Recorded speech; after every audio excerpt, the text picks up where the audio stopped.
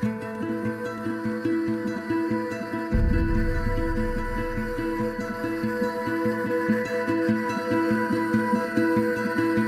Ugandans, when conflict breaks out in a country, it takes a toll on all our lives, physically, psychologically, and emotionally.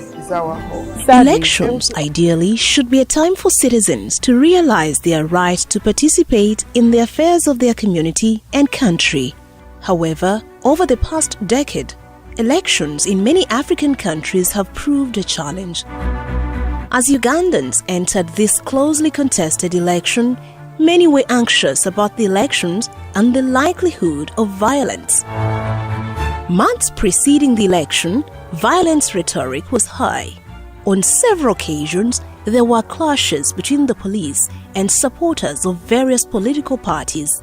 In many post-election conflicts in some countries on the continent, women have borne the brunt of the violence, including sexual violence. It was out of the need to keep the peace that the women of Uganda came together to ensure that elections are violence-free.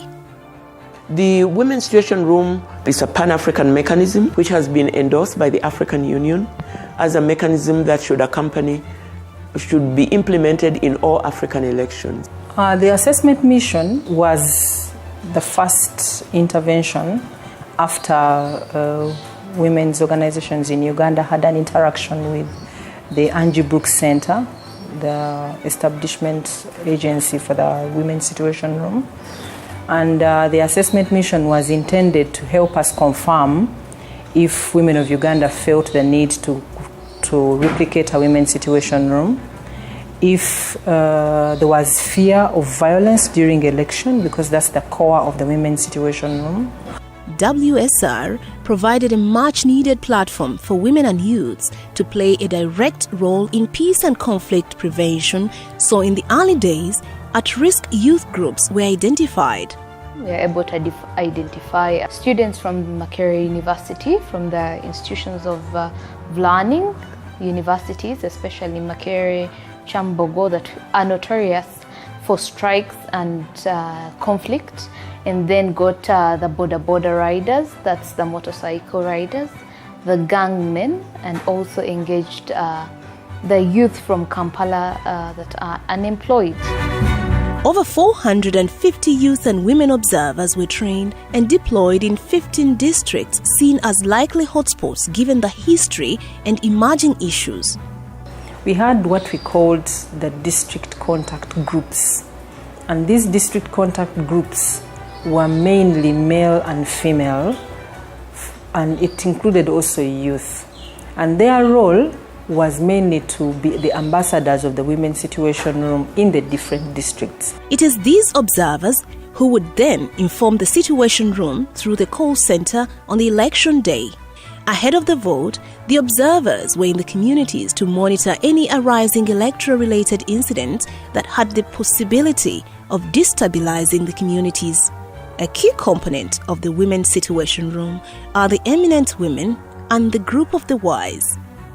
The eminent women in this regard of the Situation Room are women of caliber, women of integrity, women who have high profile, women with connections, and women who have the power to pick a phone call and are able to call a very important person who could turn around the situation. We had 10 Ugandan eminent women who were chosen to be part of the Women's Situation, the first Women's Situation Room in Uganda.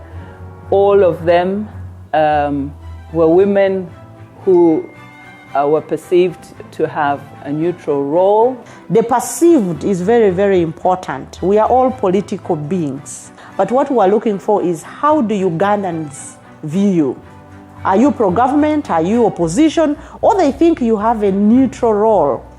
We were also joined by 5 international women who also trained us and helped us listen and hear what we are looking for, especially early warning signs, so that we could be part of the solution.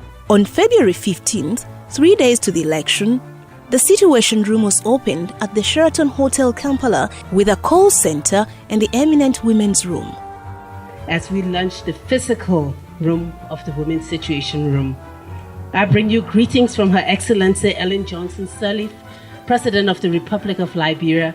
And the Women's Situation Room started in Liberia during the 2011 presidential and legislative elections, when the women of Liberia saw us escalating towards violence and decided it was unacceptable. Justice Julia Sebutinde gave a keynote address that echoed peace and justice as central to electoral democracy. It's often been said that women sit back usually and leave the politics to the men. But when conflict breaks out, we bear the brunt. We may be victims, but we shall not be silent victims anymore.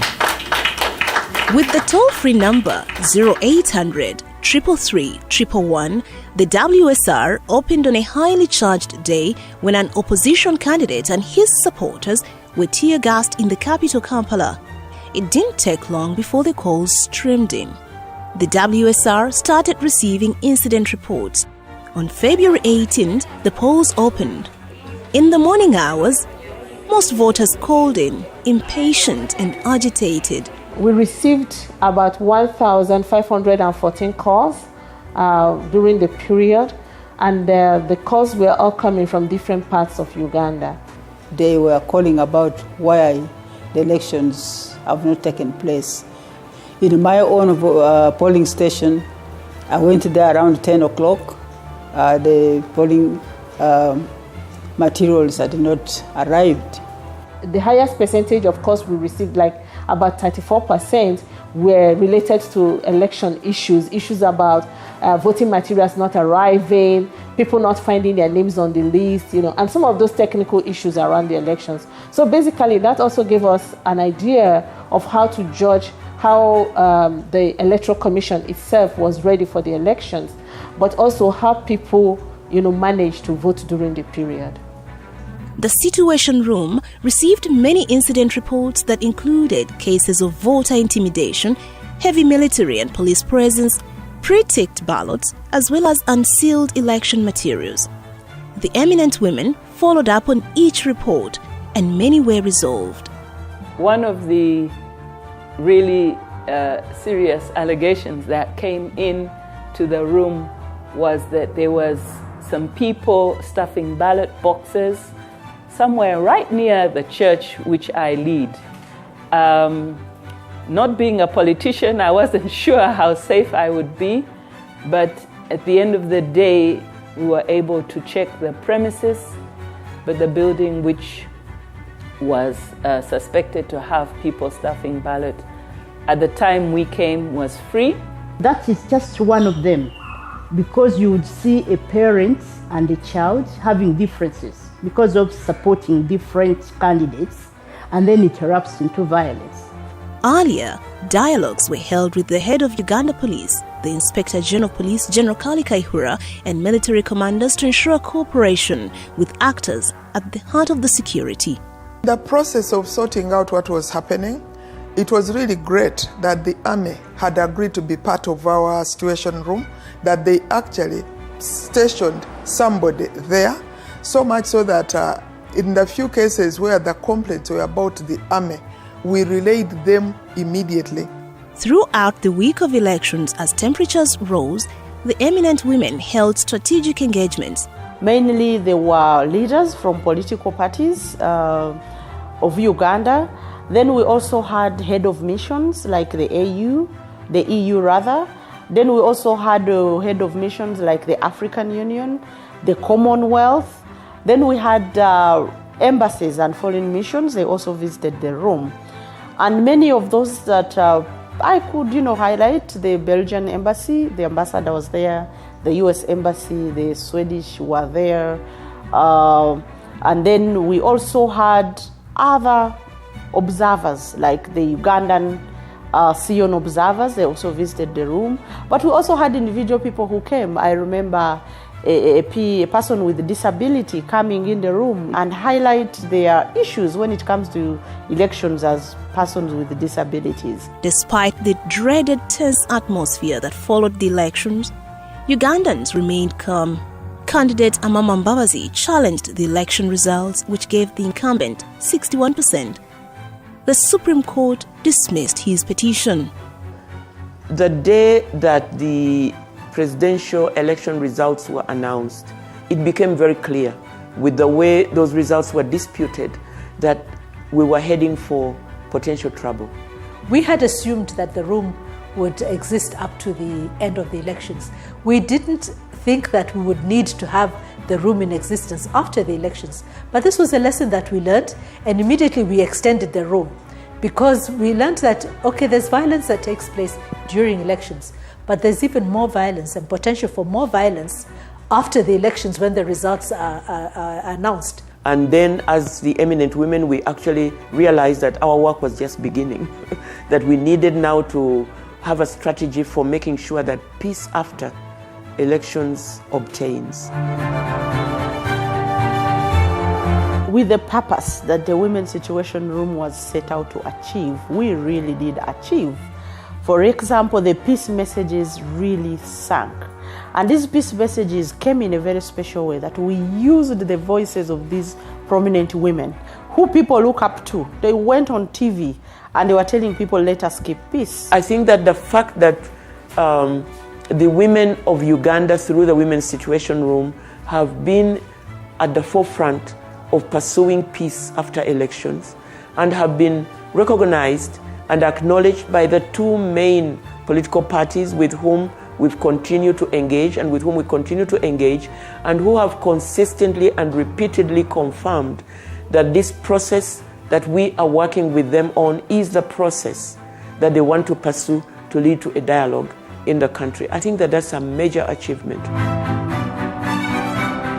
Because of the different stages of the Situation Room, what we didn't do well is that we did not start on time. I know most times when we are reflecting on this process, we asked ourselves, if we had started this process in 2014, for example, or in 2015, and it had to build momentum into 2016, then we could have been able to capture a lot of youth, a lot of women. The Women's Situation Room Uganda was a great milestone in women's organizing for peace. With a 5-year plan, the mechanism will continue to expand on the gains achieved to ensure Uganda is free of election-related violence.